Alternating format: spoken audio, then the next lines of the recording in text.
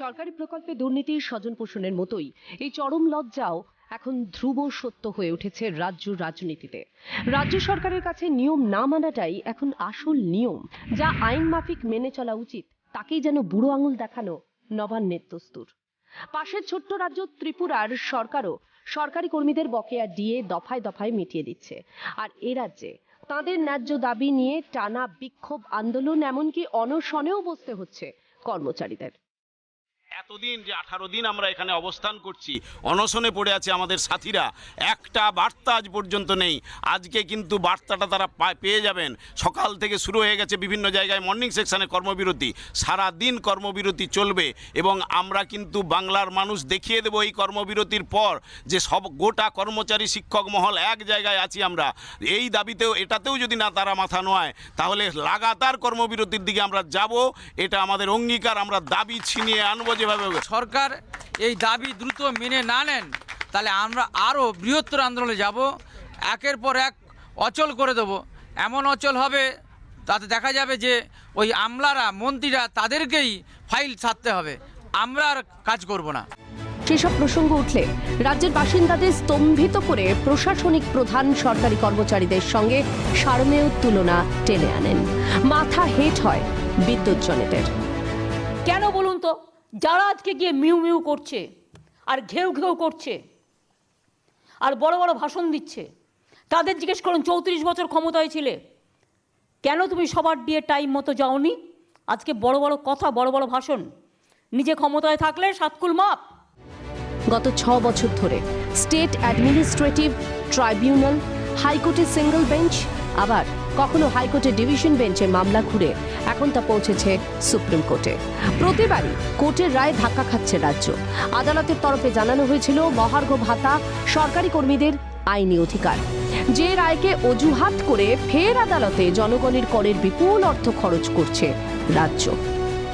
অনশনে যারা আছেন আজকে 4 দিন হয়ে গেল, এখনো মাননীয়া নাকি মামাটি মানুষের সরকার। এটা বিশ্বাসযোগ্য যে উনি মামাটি মানুষের সরকার? ওরা কেন বসে আছে? কি চাইছে ওরা? আমাকে মুখ্যমন্ত্রী করে দাও বলছে, না আমাকে মন্ত্রী করে দাও বলছে? ওরা বলছে আমরা সবাই মিলে বলছি আমাদের হকের দাবি আবার চাই। তাহলে কেন কথা বলছে না? কেন ওই ছেলে মেয়েগুলো রাস্তার করে পড়ে আছে? কেন আজকে এতদিন ধরে যাদের যোগ্যতা নেই তারা দিনের পর দিন ক্লাস নিয়ে গেল? তারা কি শেখালো বাচ্চাদের? তাদের ভবিষ্যতের দায়িত্ব কে? বেলাগাম, বেপরোয়া, বেনিয়মের তালিকাকে আরও দীর্ঘায়িত করে 700 দিনেরও বেশি রাস্তায় বসে আছেন শিক্ষা দুর্নীতির নির্মম শিকার হাজার হাজার ন্যায্য চাকরি প্রার্থী। নবান্ন দিনের পর দিন তাদের দাবিকে ভ্রুক্ষেপ না করায় শেষে আদালতের হস্তক্ষেপে ব্যবস্থা নিতে বাধ্য হয় শিক্ষা দপ্তর। এটা 700 দিন রাস্তায় বসে আছি, আর কতদিন? আমরা চাই মেধা তালিকার প্রত্যেক ক্যান্ডিডেট যারা genuine candidate according to Biswajit Basu, মাননীয় বিশ্বজিৎ বসু উনার মানে অবজারভেশনে, সেই জায়গা থেকে আমরা প্রত্যেকের নিয়োগটা চাইছি। ওএমআর সিটগুলো দেখছেন, এগুলো হচ্ছে সেই দুর্নীতির ভুড়ি ভুড়ি প্রমাণ। শুধু এই ওএমআর সিটে দুর্নীতি না, ইন্টারভিউতেও দুর্নীতি হয়েছে, বিভিন্ন ক্ষেত্রে বিভিন্নভাবে দুর্নীতি হয়েছে। একটা শিক্ষার জন্য যোগ্য হয়েও, শিক্ষক হওয়ার যোগ্যতা থাকা সত্ত্বেও 700 দিন ধরে রাস্তায় পড়ে রয়েছে। অবশ্যই এটা একটা কালো অধ্যায় হিসেবে চিহ্নিত হচ্ছে। কোর্টের আদেশে ভুয়ো চাকরি প্রার্থীদের প্যানেল বাতিলের পরেও নানা অজুহাতে সময় নষ্টের চেষ্টা চালিয়ে যায় রাজ্য প্রশাসন, যার নিট ফল বঞ্চিতদের ন্যায় বিচার পাওয়ার সুযোগটুকু আরও পিছিয়ে যাওয়া। কোথায় দুর্নীতি নেই বলুন? 100 দিনের কাজ চুরি, আবাস যোজনা চুরি, শৌচালয় নির্মাণ চুরি, কোথায় চুরি করেনি তৃণমূল বলুন?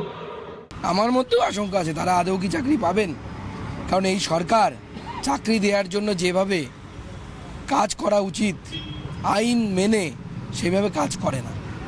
এটা একটা এমন ব্যবস্থা হয়েছে, দুর্নীতিকে ঠেকাতে গিয়ে যে ব্যবস্থা তারও মধ্যে দুর্নীতি। এমনভাবে আমাদের সরকার এবং ইত্যাদি বন্দোবস্ত করেছে যে টাকার খেলা ছাড়া কোনো গল্প নেই। অরিজিনাল লিস্টে টাকার খেলা, ওয়েটিং লিস্টে টাকার খেলা, তারপর তলায় যদি যান সেই লিস্টে আবার টাকার খেলা।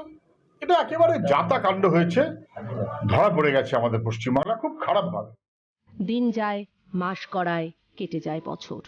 বিরোধীদের ভাষায় দুর্নীতিকে প্রাতিষ্ঠানিক চেহারা দেওয়া একটা প্রশাসনিক কাঠামো শেষে আদালতের কড়া নির্দেশে বঞ্চিতদের চাকরি দেওয়ার প্রক্রিয়াটুকু অন্তত শুরু করে। কিন্তু আসলে যে সময় কেনার খেলা চালানো হচ্ছে তা বিলক্ষণ জানে অভিজ্ঞ মহল। যার অসহায় পরিণতি চাক্ষুষ করে হতভম্ব হয়ে যান বিলেত থেকে আসা ভিনদেশি শিক্ষক। দেখেন, মানুষ গড়ার কারিগররাই রাস্তায় বসে বিক্ষোভ দেখাচ্ছেন অর্ধনগ্ন অবস্থায়।